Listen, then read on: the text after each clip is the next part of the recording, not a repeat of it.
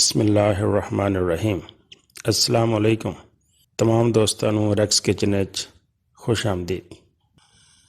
ਜਿਨ੍ਹਾਂ ਦੋਸਤਾਂ ਨੇ ਮੇਰੇ ਚੈਨਲ ਨੂੰ ਸਬਸਕ੍ਰਾਈਬ ਨਹੀਂ ਕੀਤਾ ਤੇ ਉਹ ਸਬਸਕ੍ਰਾਈਬ ਕਰ ਲੈਣ, ਨਾਲੇ ਨਾਲ ਘੰਟੀ ਵਾਲੇ ਬਟਨ ਨੂੰ ਵੀ ਦਬਾ ਦੇਣ ਤਾਂ ਕਿ ਸਭ ਤੋਂ ਪਹਿਲਾਂ ਤੁਹਾਡੇ ਕੋਲ ਮੇਰੀ ਆਉਣ ਵਾਲੀ ਵੀਡੀਓ ਦੀ ਇਤਲਾਹ ਹੋ ਜਾਏ।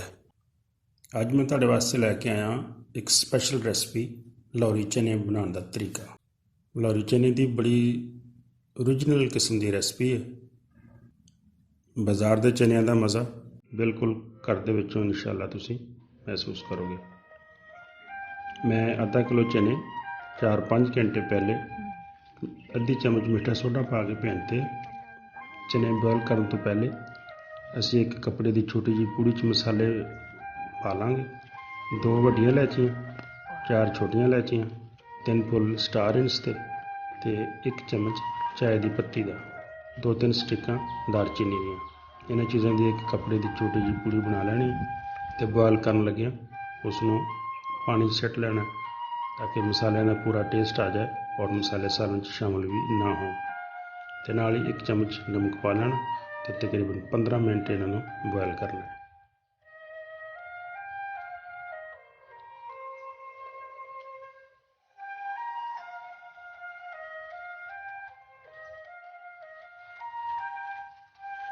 ਉਸ ਤੋਂ ਬਾਅਦ ਅਸੀਂ ਬਰਤਨ 'ਚ ਥੋੜ੍ਹਾ ਜਿਹਾ ਆਇਲ ਪਾ ਕੇ ਗਰਮ ਕਰਾਂਗੇ। ਆਇਲ ਤਕਰੀਬਨ 3-4 ਕੱਪ ਪਾਣੇ ਕਿਉਂਕਿ ਆਇਲ ਚਨਿਆਂ ਵਿੱਚ ਥੋੜ੍ਹਾ ਜਿਹਾ ਜ਼ਿਆਦਾ ਇਸਤੇਮਾਲ ਹੁੰਦਾ ਹੈ।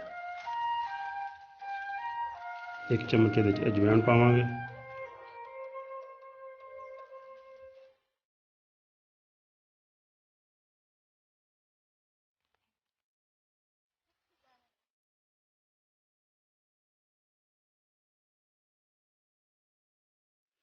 ਦੋ 3 ਪੱਤੇ ਬੇ ਲੀਫ ਯਾਨੀ ਤੇਜ਼ ਪੱਤੇ ਦੇ।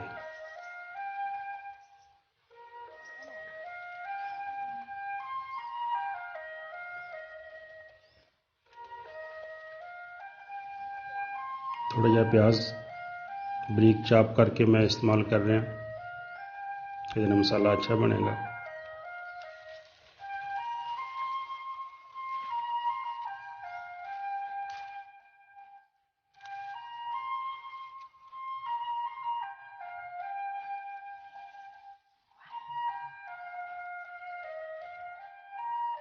दो बड़े चम्मच अदरक लहसुन का पेस्ट,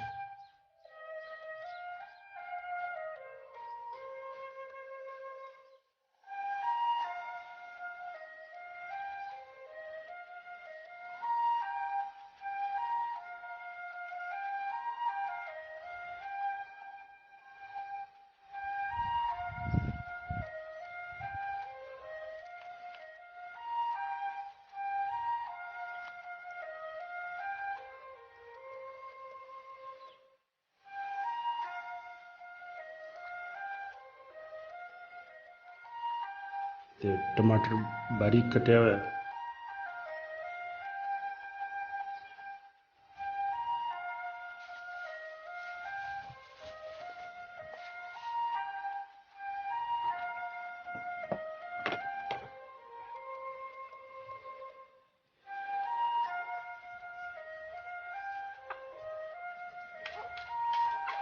एक चम्मच सुरख मिर्च, 1 चम्मच हल्दी,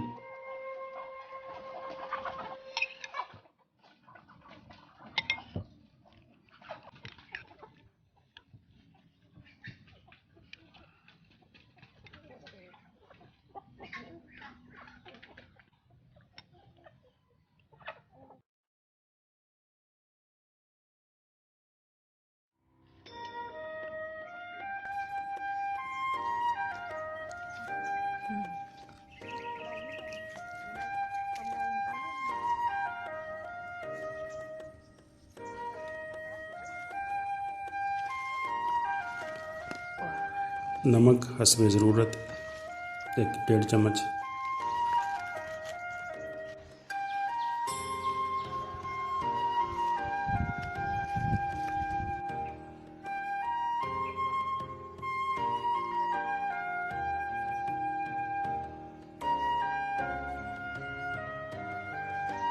ਤੇ 1/2 चम्मच काले नमक की भी शामिल करनी है। ਕਾਲੇ ਨਮਕ ਦੇ ਨਾਲ ਟੇਸਟ ਬਹੁਤ ਅੱਛਾ ਬਣੇਗਾ।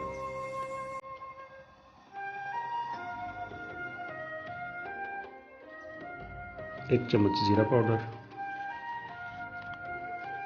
ਤੇ ਨਾਲ 1 चम्मच धनिया पाउडर ਦਾ ਵੀ ਸ਼ਾਮਲ ਕਰ ਲਓ।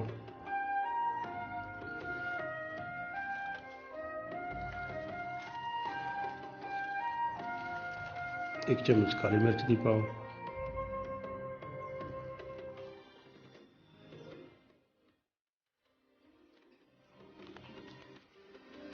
एक चम्मच गरम मसाला भी शामिल कर लो।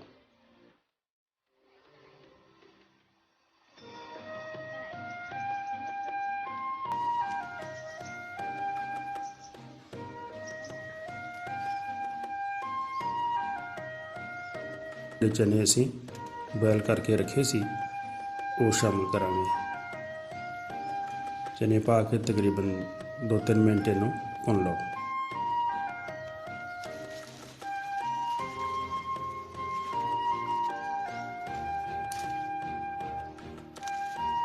पानी साढ़े को बचिया सी जो असी चने बॉयल किए सी उस पानी को असी शामिल करांगे क्योंकि उस पानी में मसालियां का पूरा जायका शामिल है। पानी तुसीं अपनी ज़रूरत के मुताबिक इस्तेमाल करना है। अगर ज़्यादा मसाला पसंद करते हो थोड़ा ज़्यादा भी पा सकते हो, अगर थोड़ा करते हो तो थोड़ा जिहा घट भी पा सकते हो। 2-3 हरियां मिर्चां भी शामिल कर लो।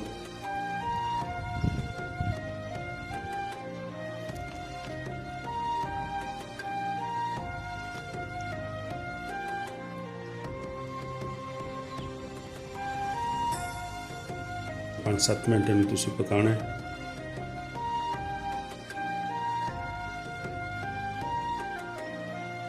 ते नाल तुसीं इहनूं चम्मच दे नाल थोड़ा थोड़ा दबाई जाना ताकि मसाला थोड़ा जिहा बेहतर हो जाए तो फिर चिकन छोले सही बन जाए। पानी तुसीं अपनी ज़रूरत के मुताबिक खुश्क कर लो।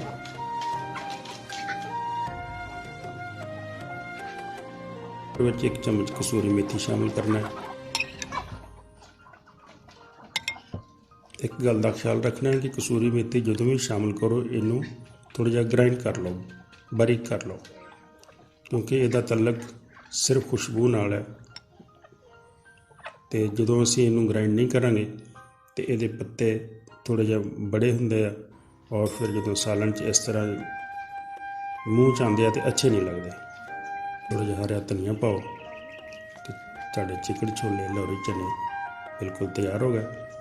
यह खाओगे तुसीं इंशाअल्लाह तो बिल्कुल बाज़ार का मज़ा घर च महसूस करोगे। उम्मीद है तुहानूं मेरी रेसिपी अच्छी लगी होएगी। वीडियो नूं शेयर करना, लाइक करना तो चैनल नूं सबसक्राइब कर देना। बड़ी मेहरबानी।